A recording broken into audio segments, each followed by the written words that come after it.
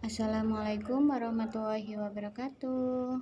Halo anak-anakku semuanya, bagaimana kabarnya hari ini? Semoga semangat belajar bersama saya Ibu Lia Rizky. Nah, kali ini kita akan membahas atau belajar bersama tentang sistematika dan kebahasaan karya ilmiah. Tujuan pembelajaran pada hari ini yaitu setelah mempelajari bab ini, peserta didik mampu menganalisis sistematika dan kebahasaan karya ilmiah dengan tepat. Yang pertama, sistematika karya ilmiah. Pada pembelajaran sebelumnya, kita telah membaca karya ilmiah yang berjudul dengan Sistem Pengelolaan Sampah di Pasar Buah Berastagi, Kecamatan Berastagi, Kabupaten Karo pada tahun 2022. Karya ilmiah tersebut disajikan dalam sistematika yang runtut.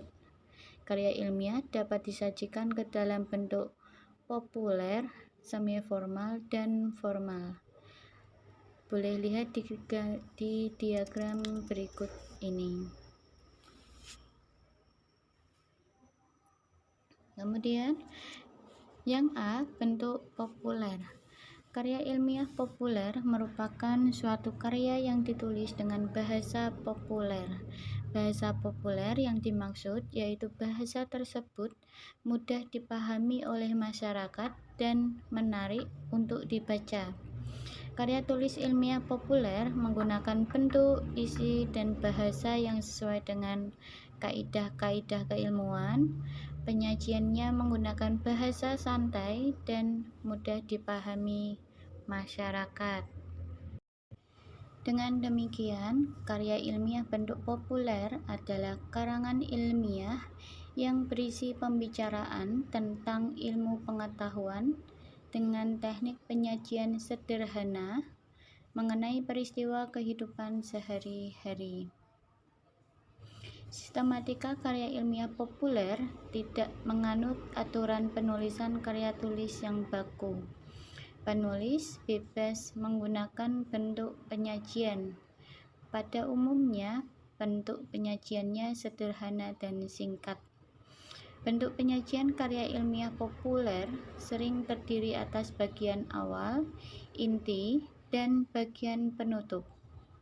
Bagian awal merupakan pengantar, bagian inti merupakan sajian gagasan pokok yang ingin disampaikan, dan bagian penutup berfungsi mengakhiri karya ilmiah. Bagian penutup dapat berupa simpulan atau kritik dan saran terhadap masalah yang dibahas dalam karya ilmiah. Poin B, bentuk semi-formal. Unsur-unsur karya ilmiah bentuk semi-formal meliputi sebagai berikut. Yang pertama, halaman judul. Yang kedua, kata pengantar. Yang ketiga, daftar isi. Yang keempat, pendahuluan. Yang kelima, pembahasan. Yang keenam, kesimpulan. Dan yang terakhir, daftar pustaka. Poin C, bentuk formal. Karya ilmiah bentuk formal disusun dengan memenuhi unsur-unsur kelengkapan akademis secara lengkap, seperti dalam skripsi, tesis, atau disertasi. Unsur-unsur karya ilmiah bentuk formal. Yang pertama, bagian awal, ada halaman sampul luar, halaman judul, halaman pengesahan, kata pengantar, abstrak, dan daftar isi. Bagian utama. Bagian utama terdiri dari pendahuluan, isi, dan penutup. Bagian pendahuluan berisi latar belakang tema yang dibicarakan, rumusan masalah, dan tujuan penulisan. Bagian isi berisi uraian lengkap dan terperinci tema atau masalah yang diungkapkan. pengembangan permasalahan ini didukung data agar memberi gambaran yang lebih jelas. Poin C. Penutup. Bagian akhir karya ilmiah merupakan bagian penutup. Bagian penutup berisi pokok-pokok yang harus diingat pembaca dan kesimpulan dari isi suatu karangan. Yang ketiga, ada bagian akhir. Bagian akhir A. Daftar pustaka. Daftar pustaka ditulis dengan urutan sebagai berikut. Yang pertama, nama penulis ditulis paling awal. Jika nama penulis terdiri atas 2 atau lebih, penulisannya dibalik. Caranya, nama belakang penulis ditulis terlebih dahulu, kemudian dilanjutkan dengan tanda koma. Setelah itu, cantumkan nama depan dan tengah penulis buku tersebut. Yang kedua, tahun terbit. Yang ketiga, judul buku ditulis dengan huruf miring atau diberi garis bawah. Yang keempat, tempat terbit. Berisi kota tempat penerbit. Yang kelima, nama penerbit. Tanda baca yang digunakan itu ada yang pertama, tanda koma untuk menandai nama yang dibalik. Yang kedua, tanda titik digunakan di antara nama penulis, tahun terbit, judul buku, dan nama kota penerbit. Yang ketiga, tanda titik 2 digunakan di antara kota tempat penerbit dan nama penerbit. Yang B, lampiran-lampiran. Beberapa unsur karya ilmiah dapat diuraikan sebagai berikut. A. Topik. Topik yang disusun harus menarik, aktual, problematik, bermanfaat, mengetahui pengetahuan dasar, bermanfaat, data mudah diperoleh, dan terbatas. B. Judul. Judul karya ilmiah harus menarik, singkat, padat, menggambarkan isi sesuai topik, mengandung kata kerja operasional, tidak bermakna ganda, diungkapkan dalam bentuk frasa. Judul mencerminkan ruang lingkup penelitian, tujuan penelitian, subjek penelitian, dan metode penelitian. C. Pendahuluan. Pendahuluan berisi latar belakang masalah, identifikasi masalah, perumasan masalah, tujuan penelitian, dan manfaat penelitian. Yang pertama, latar belakang masalah.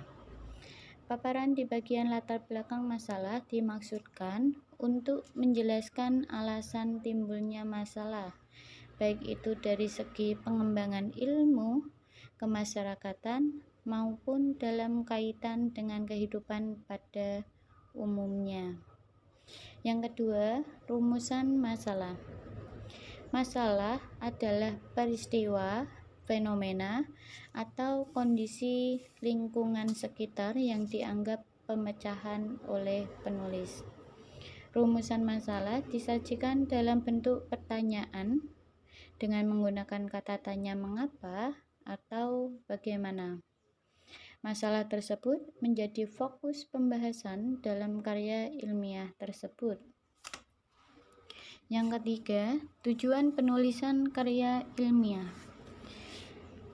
Tujuan merupakan pernyataan mengenai fokus pembahasan dalam karya ilmiah. Penentuan tujuan penulisan karya ilmiah berdasarkan masalah yang dirumuskan. Yang keempat, ada manfaat penulisan karya ilmiah. Manfaat penulisan karya ilmiah itu disampaikan penulis untuk meyakinkan pembaca. Penulis dapat menyampaikan bahwa manfaat penulisan karya ilmiah salah satunya sebagai pengembangan ilmu atau bidang ilmu atau pihak-pihak tertentu. Poin yang D, tinjauan pustaka. Tinjauan pustaka atau studi kepustakaan merupakan bagian penting yang tidak boleh hilang dalam susunan karya tulis, baik itu makalah, skripsi, karya ilmiah, ataupun penelitian. Tinjauan pustaka dalam sebuah susunan karya tulis ilmiah diartikan sebagai penegasan terhadap batasan-batasan karya ilmiah.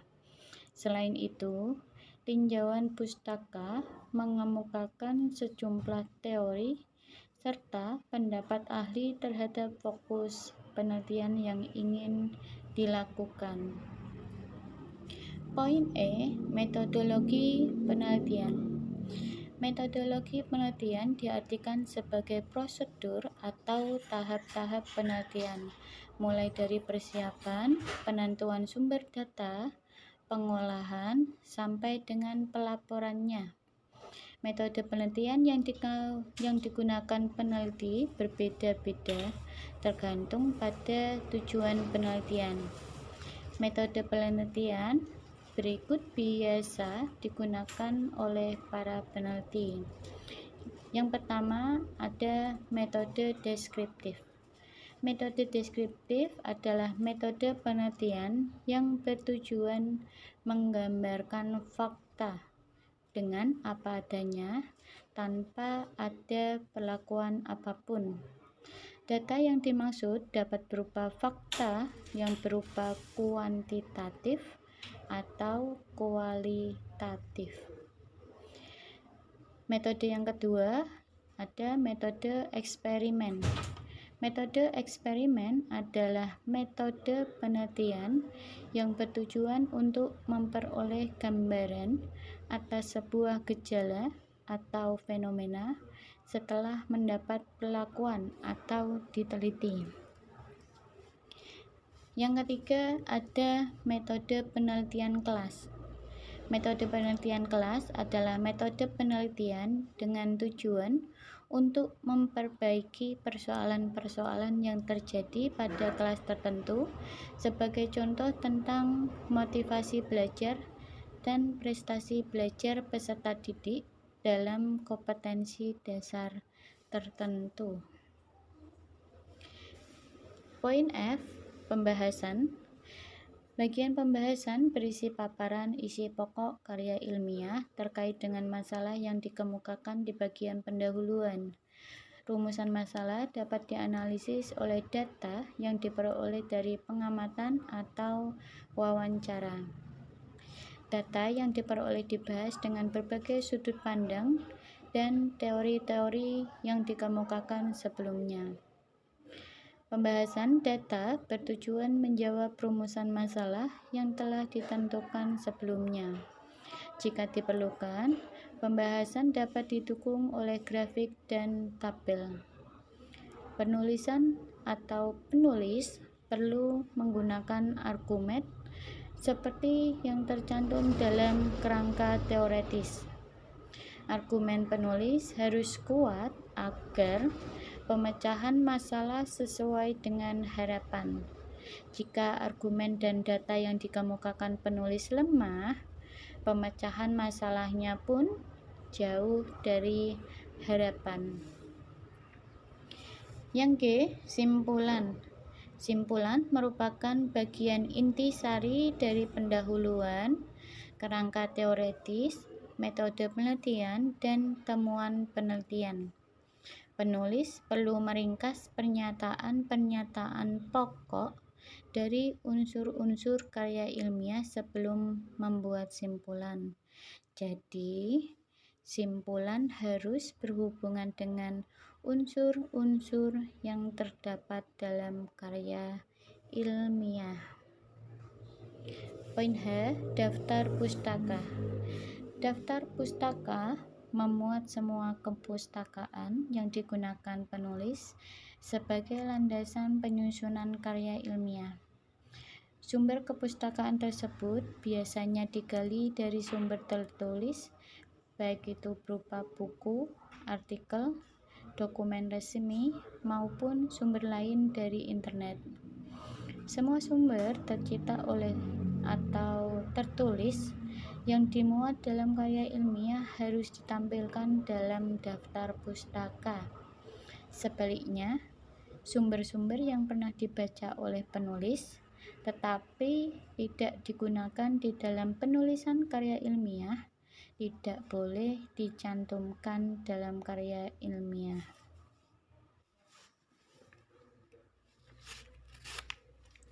Terima kasih atas perhatian dan menyimak. Semoga pertemuan pada kali ini bermanfaat untuk saya dan kalian. Sampai jumpa di pertemuan selanjutnya. Wassalamualaikum warahmatullahi wabarakatuh.